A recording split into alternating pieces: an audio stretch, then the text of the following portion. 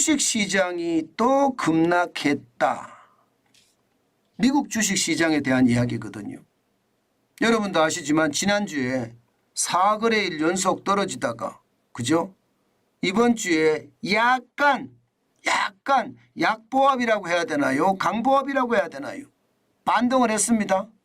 그러나 오늘 새벽에 미국 주식시장은 여지없이 또 무너졌습니다. 나스닥 종합지수가 전일 대비해서 1.57% 급락했습니다. 시장의 분위기가 싸하죠. 나스닥이 이렇게까지 연일 떨어지는 것을 보면 말입니다. 금리가 높다. 결국은 시장의 위협이 금리 앞에 장사 없다가 점점 현실화돼가는 느낌이다. 저는 이렇게 생각합니다. 실질적으로 보면 말입니다. 나스닥 종합지수는요. 1.57% 장 시작과 동시에 떨어지기 시작해서요. 막판에 약간 끌어올리긴 했지만 역부족이었습니다. 결국은 1.57%가 빠졌고요. 207.71이 빠져서 13,063.61로 마감했습니다. 기술주 중심입니다. 나스닥은.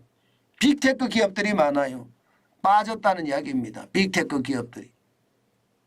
여기에다가 말입니다. 대형주 중심의 S&P 500도 마찬가지입니다. 1.47이 빠졌고요. 63.91이 빠져서 이게 4,300도 붕괴시켜 버렸습니다. 4,300도. 4,273.53까지 떨어졌습니다. 너무 갑작스럽게 많이 떨어지죠. 지금 최근 한 일주일 동안 지금 빠지는 속도를 보면 말입니다. 굉장히 빠르게 빠지고 있다. 뭐 3, 4%는 우습게 지금 빠지고 있는 것 아닌가 이런 생각을 할 수밖에 없거든요. 블루칩 중심의 다우산업지수도 마찬가지입니다. 1.14%. 388이 빠졌고요. 33,618.88까지 빠졌습니다. 그만큼 말입니다. 다우산업도 그렇고요. S&P 500 지수도 그렇고요.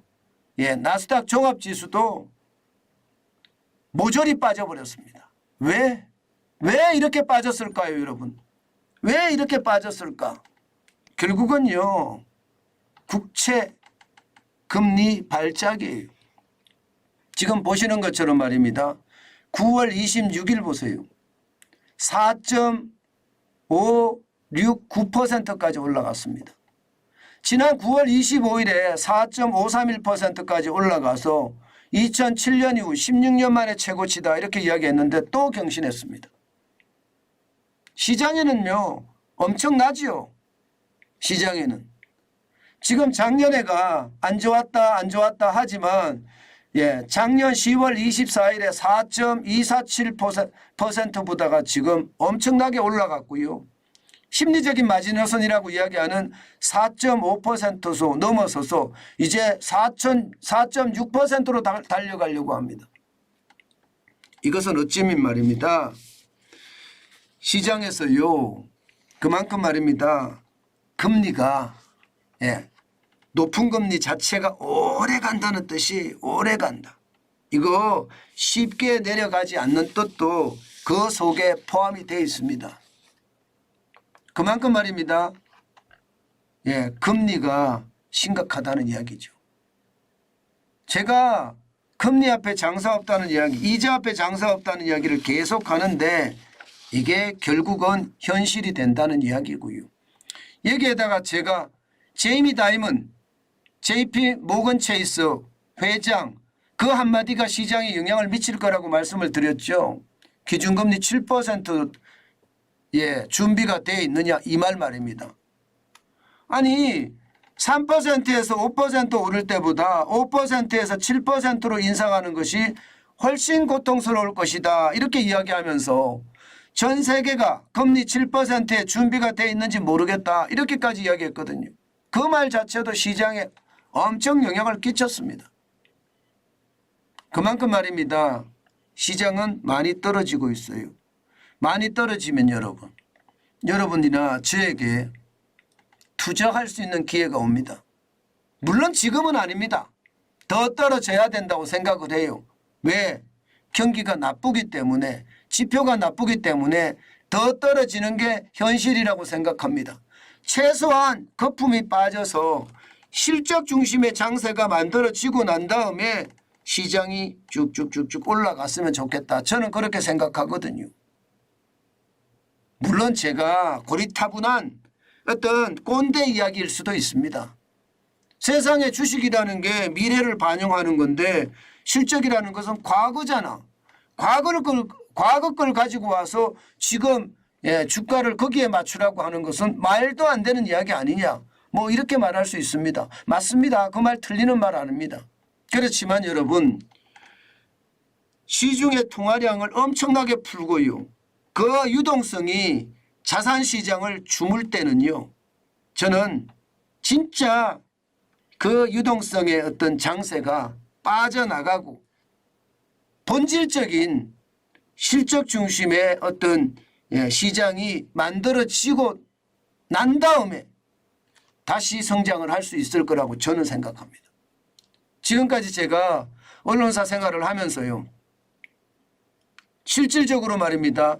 IMF 외환위기도 직접 현장에서 취재를 해봤거든요. 제가 말씀 그런 장세가 있었습니다. 거품이 빠지고요. 과소비라는 거품이 빠지고 실적 장세 중심으로 올라가기 시작했거든요.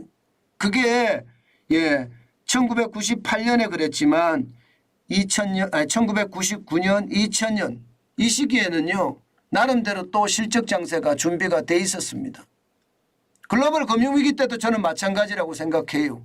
그렇기 때문에 거품이 빠지는 그 시기를 우리는 기다려야 된다. 그것이 우리가 투자할 수 있는 기회다. 이렇게 여러분에게 말씀드리고 싶고요. 게다가 말입니다. 지표가 계속 나빠지고 있습니다. 컨퍼런스 보드가 발표를 하는 소비자 신뢰지수 9월에 103.0입니다. 시장의 예상치는 105였거든요. 105도 여지없이 깨트려 버렸습니다. 시장의 소비자들의 어떤 신뢰지수가 굉장히 많이 떨어진다는 거예요. 이것은 말입니다. 어떻게 생각하면 소비자 심리지수하고 연계해서 생각해 볼 필요가 있습니다. 한국은행이 발표하는 소비자 심리지수. 거기도 지금 100을 무너뜨리면서 아래로 뚫어버렸죠. 그런 차원에서 본다면 시장은요. 소비자의 마음이 점점 변하고 있다. 이런 얘기가 되는 겁니다. 결국 말입니다. 여러분. 시장은 거품이 빠지고 다시 한번 실적 중심의 성장을 저는 시작하지 않겠느냐. 이런 아주 담대한 생각도 저는 해봅니다. 때문에 여러분 투자는 기회가 옵니다. 서둘지 마시기 바랍니다. 절대로 서둘지 말았으면 좋겠어요. 서둔다고 여러분 시장에 투자 기회가 오는 것은 절대 아니거든요. 절대 아닙니다. 천천히 시장을 아주 경계감을 가지고 지독하게 바라보면서 말입니다. 시장의 어떤 분위기를 읽어야 됩니다. 지금 같은 시기에는요. 남들이 장에 간다고 따라가는 것은 절대로 되지 않습니다. 그것은 어쩌면 말입니다. 스스로 재산을 다 남한테 그냥 갖다 주는 그런 꼴이 되는 것 아닐까 싶어요. 투자가 아니에요. 그건요. 반드시 투자를 해야 되니까 투자라면 시장을 호시우보라고 했습니다. 강력하게 봐야 됩니다. 호시우보라는 게 그렇잖아요. 호랑이 눈으로 보고요. 소의 발걸음으로 뚜벅뚜벅 걸어가자는 게 호시우보입니다. 그만큼 말입니다. 시장을 독하게 보자는 그런 의미가 강하게 깔려 있으니까요. 거기에 여러분들도 대응하시는 게 좋다. 오늘 아마 주식시장도 똑같을 겁니다.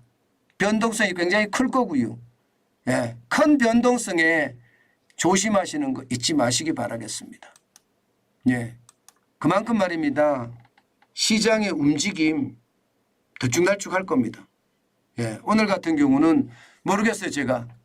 저도 오늘 같은 경우 저축을 할 수 있는 기회가 올까? 그러면 저는 당연히 한 주, 두 주 저축을 할 겁니다. 그만큼 말입니다. 시장의 어떤 경계감을 가지고 지속하게 쳐다보는 거 굉장히 중요하다. 그 말씀 다시 한번 올립니다. 정환진 TV를 보시면요. 시장의 상황, 투자의 기회 늘 찾을 수 있으니까요. 언제든 정환진 TV를 보시면 저는 대환영입니다.